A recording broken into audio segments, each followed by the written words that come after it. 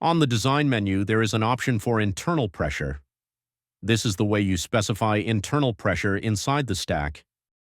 You can specify it over the whole stack or a portion of it. The elevation should be entered from the top of the stack to the bottom. It is assumed that the pressure exists from the elevation entered down the stack until the next elevation is specified. If no lower elevation is specified, then it is acting from that elevation to the bottom. Pressure references to the internal pressure acting inside the stack. Please note that the software cannot handle external pressures, which would be negative in value.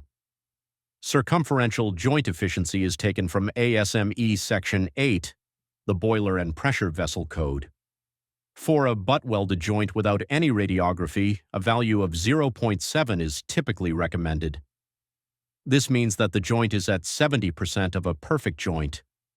Longitudinal joint efficiency is also taken from ASME Section 8. Please note that this is not a replacement for a proper pressure vessel analysis. This is a simple analysis that considers the circumferential and longitudinal stress due to pressure. The longitudinal stress is combined with the tensile stress due to bending.